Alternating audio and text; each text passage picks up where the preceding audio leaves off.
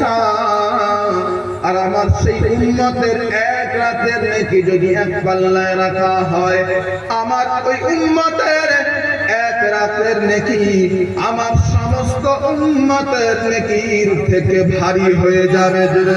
সুবহানাল্লাহ। ও আয়েশা, ওই মানুষটা কেউ নয় গো আয়েশা, ওই উম্মতটা জানা কেউ নয় গো আয়েশা। ও আয়েশা, ওই উম্মতটা হলো তোমার পিতা আবু বকর সিদ্দিক। জোরে বলুন সুবহানাল্লাহ। আয়েশা খুশি হলে না খুশি হয় না?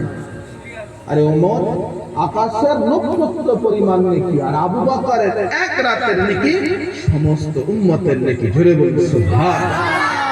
আর একটু জোরে বলুন সুবহানাল্লাহ। নারে তাকবীর।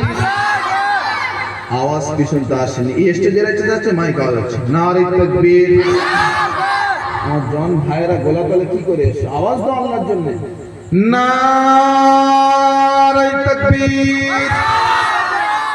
হ্যাঁ আলহামদুলিল্লাহ। এবার বলো তো আপনাদের মানুষ একটু জোরদার আছে। আরে ঘুম পাচ্ছে কি আপনাদের? হ্যাঁ ঘুম তো আর পায় না তো। হ্যাঁ অনেকে কিন্তু এখন রাস্তাঘাটে ঘোরাফেরা করছে, আমি দেখতে পাচ্ছি। হ্যাঁ সব কমিটিরা ব্যবস্থা করে, মেরে হাড্ডি ভেদান বিচার আমি করবো, কেস খাটবো আমি। আরে জন মেয়েরা কেন রাস্তাঘাটে ঘুরবে? শরীয়ত কথা করে ওটা কোথাকার সুন্নাত?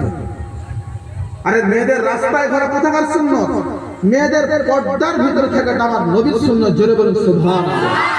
মেয়েদের রাস্তায় ঘোরার কোন শয়তানের সুন্নাত না যে মহিলারা বেপর্দা হিসেবে রাস্তায় ঘুরবে। মেয়েদেরকে কি দরকার ছিল? যেই পর্দার আড়ালে এসে মেয়েরা বসবে। হ্যাঁ আমি দুনিয়ার মায়ায় পড়ে কাঁদি,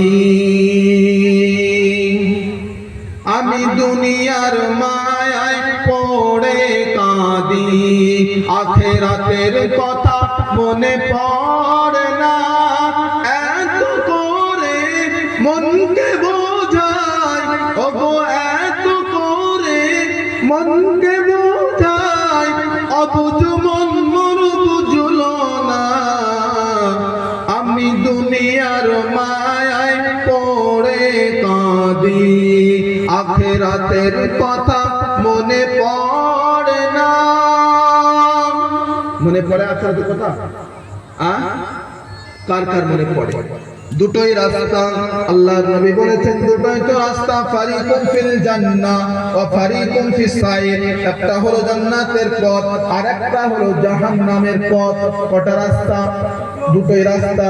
এই মজলিসটা হলো জান্নাতের রাস্তা, আর বাকি বর্তমানে এদিক ওদিক আড্ডা হলো জাহান্নামের রাস্তা। ঠিক কি না বলেন? কতটা ভুল বললাম আমি? আল্লাহ পাকের কাছে চেয়ে নাও, পবিত্র রমজান বিদায় নিল, আগামী রমজান তার হায়াত বাঁচবে আমি তো জানি না। আমি বক্তাও নাও থাকতে পারি, আপনারা শ্রোতারাও নাও থাকতে পারেন।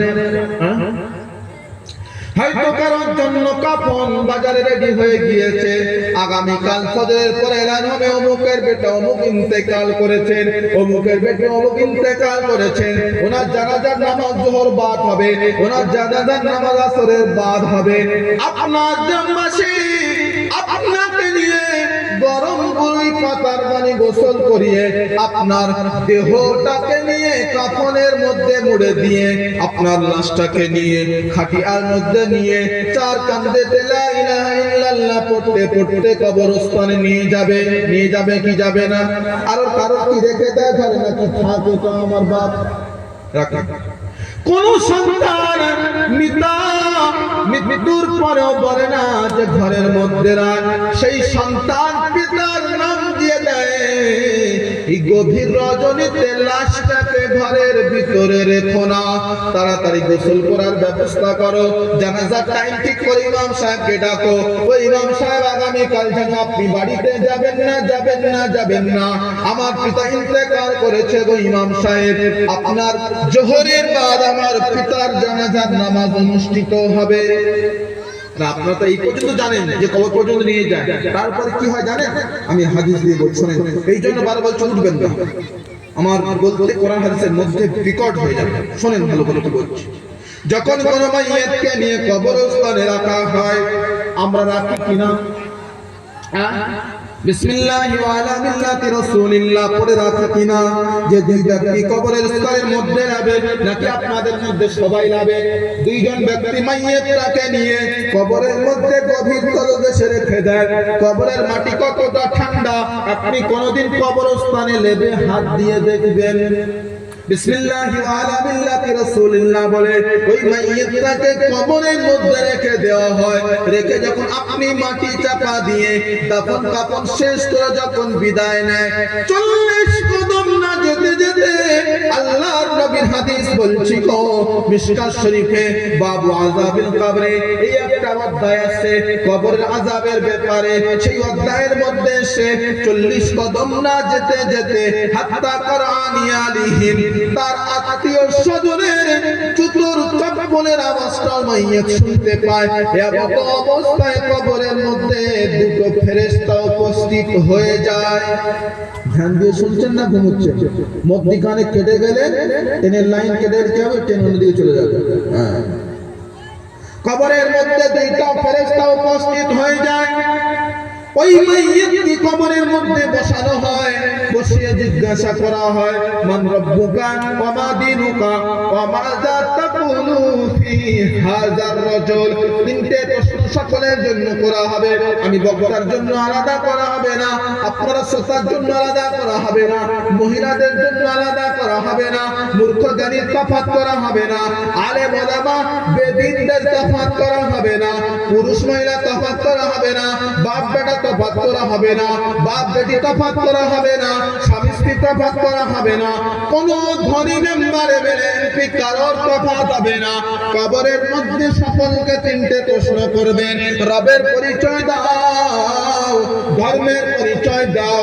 নাম্বার 3, আল্লাহর নবীকে কবরের মধ্যে আনা হবে, নচেত আল্লাহর নবীর আকারে কাউকে আনা হবে। এনে বলা হবে মা হাদা তাকুলু ফি হাযার রাজুল, এই ব্যক্তির সম্পর্কে তোমার ধারণা কি? যদি বান্দা নেককার হয়, সৎ হয়, দুনিয়ার বুকে মসজিদ মাদ্রাসা কায়েম করে গিয়েছেন, নেক কাজ করে গিয়েছেন, সঠিক ব্যবহার করে গিয়েছেন, আল্লাহর রাসূলকে খুশি করে বিদায় নিয়েছেন, সেই বান্দা উত্তর দেবে রাব্বি আল্লাহ, আমার রব কে ছিল? আরে আমার রব কে ছিল? আমার রব আল্লাহ। রব্বি আল্লাহ, আমার রব আল্লাহ ছিল। বাবা দিনুকা, তোমার ধর্ম কি ছিল? উত্তর দাও। যদি দিনদার ব্যক্তি হয়, মুমিনদার হয়, দিনিয়াল ইসলাম, আমার ধর্ম ইসলাম ছিল, আমার মনোনীত ধর্ম ছিল ইসলাম, ইসলামের মধ্যে আমি আবদ্ধ ছিলাম। তৃতীয় প্রশ্ন করবে ওমাযা তাকুলু ফি হাযার রাজুল, এই ব্যক্তি সম্পর্কে তোমার ধারণা কি? যদি বান্দা দুনিয়ার নবীর সুন্নাতকে মেনে চলে, নবীর সুন্নাতের অনুসারী করে জীবন যাপন পার করে, কা কবরের মধ্যে বান্দা জবাব দেবে হাযা নবিয়ুনা মুহাম্মাদুন সাল্লাল্লাহু আলাইহি ওয়াসাল্লাম। মুমিন বান্দা জবাব দেবে ইনি তো আমার সেই নবী, আমার প্রাণের নবী, আমার নবী আমার জন্য কত না দুনিয়ার বুকে কষ্ট সহ্য করেছিল, আমার নবী আমার জন্য দুনিয়ার বুকে কেঁদেছিল, ইনি তো আমার সেই প্রাণের নবী, মুহাব্বতের নবী, ভালোবাসার নবী। আল্লাহ পাকের তরফ থেকে ঘোষণা হয়ে যাবে ফেরেশতা আর দেরি না, জান্নাতি বিছানা কবরের মধ্যে বিছিয়ে দাও। নামকানো মিলুরুস, নতুন স্বামী নতুন স্ত্রীকে নিয়ে ফুল সজ্জার রাতে, প্রথম রাতে যেরকম আরাম ভাবে ঘুমিয়ে যায়, দরওয়াজা খোলা থাকে কি? আরে নতুন স্বামী স্ত্রী দরওয়াজা খোলা থাকে কি? কোনো বাধাবিঘ্ন থাকে না, স্বামী স্ত্রী আরামে নিশারায় ঘুমিয়ে যায়। এইরকম ভাবে ওই নেক বান্দাটা আরামের সাথে জান্নাতি বিছানায় ঘুমিয়ে পড়বে, কিয়ামত পর্যন্ত ঘুমিয়ে থাকবে। ইসরাফিল আলাইহিস সালাতু ওয়াস সালাম সুর ফুঁকবে, সুর ফুঁকার পরে পরে হঠাৎ বেদার হয়ে বলবে কে ডাকলি বল, বলবে কেউ ডাকেনি, চলো কিয়ামতের ময়দানে হিসাব হবে। এটা তো হলো নেককার ইমানদারদের হিসাব।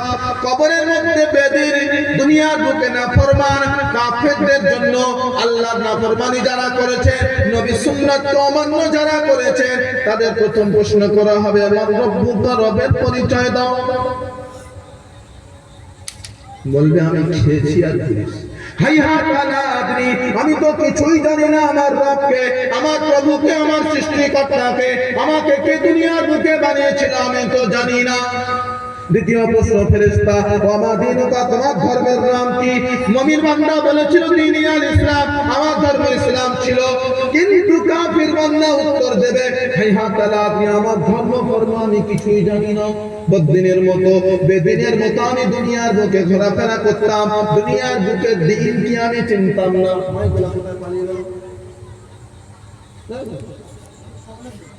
প্রবলেম গোলাপ বসা চলছে কেন? মাইকে বসা চালু। তৃতীয় প্রশ্নের দিকে অগ্রসর হবে, ওয়ামাযা তাকুলু ফি হাযার রাজুল, এই ব্যক্তির সম্পর্কে তোমার ধারণা কি? এই ব্যক্তির ব্যাপারে তোমার কি ধারণা? কাফের বান্দা বলবে দুনিয়ার বুকে মানুষরা নবী বলতো, আমি বলতাম, কিন্তু আর কোন সুন্নতকে মানিনি।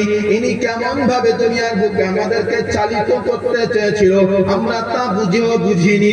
আমরা দুনিয়ার বুকে আল্লাহর কোরআনকে মানিনি, নবীর হাদিসকে মানিনি, কিছুই মেনে চলেনি। আল্লাহ হুঙ্কার দিয়ে বলবেন ফেরেশতার দেরি নয়, এই বান্দার কবরের মধ্যে একটা নয়, দুটো নয়, 70 থেকে 99টা সাপ ভরে দেওয়া হবে। একবার সাপ দংশন করবে, 70 হাত মাটির নিচে চলে যাবে, ফের সাপ চলে আসবে, ফের দংশন করবে, ফের বান্দা 70 হাত নিচে যাবে, ফের উপরে উঠে আসবে। এখানে শেষ নয়, আল্লাহর নবী বলেন কবরের দুই পাশের মাটি এত জোরে চাপ দেবে, এক পাঁজরের হাড়, পাঁজর বুঝে কি আপনারা? পাঁজরের হাড় অপর পাঁজরে ঢুকে যাবে, হাদিস বলছি, এক পাঁজরের হাড় অপর পাঁজরে ঢুকে গিয়ে পাঁজরের হাড় গুলো ভেঙে চুরমার হয়ে যাবে, ফের ছেড়ে যাবে, ফের ঠিক হয়ে যাবে, ফের ঢুকে যাবে, ফের ভাঙচুর হবে, ফের ছেড়ে যাবে। এই রকম ভাবে কিয়ামত পর্যন্ত হতে থাকবে। এখানেই নয়, কবরের মধ্যে জাহান্নামের আগুন দিয়া ভরে দেওয়া হবে। জাহান্নামের আগুন কিরকম? জাহান্নামের আগুনকে 70% তাপমাত্রা কম করে দুনিয়ার বুকে পাঠানো হয়েছে। আমরা 1 মিনিট আগুন দিয়ে থাকতে পারি কি আগুনে? কে কে পারেন হাত তোলেন। 1 মিনিট দুনিয়ার বুকে আগুনে হাত রাখা যায় না। কিয়ামতের ময়দানে কবরের মধ্যে আযাবের পর আগুনের, জাহান্নামের আগুনের ভয় কিভাবে সহ্য করবে? কানা ফেরেশতা যখন লোহার হাতুড়ি দিয়ে মার পড়বে আর জাহান্নামের সাজা এত ভয়ঙ্কর হবে, নবী বলেন কিয়ামত পর্যন্ত এরকম আযাব হতে থাকবে, আযাব কোনদিন শেষ হবে না। এবারে চিন্তা করেন, আমল সঠিক নিয়ে কবরে যাবেন নাকি নিজের মন যায় মতো জীবন পার করবেন? আর বলেন সঠিক নিয়ে যাবেন না মন যায় পার করবেন? সবাই বলেন, যতক্ষণ না বলবেন আমি আগে বলবো। আমল সঠিক নিয়ে যাবেন না বেঠিক নিয়ে যাবেন? ইনশাআল্লাহ, ইনশাআল্লাহ সবাই নিয়ে যাব, চেষ্টা করব। আল্লাহ পাক আমাদের সকলকে হায়াত দান করুক। জোরে বলুন আল্লাহুম্মা আমিন।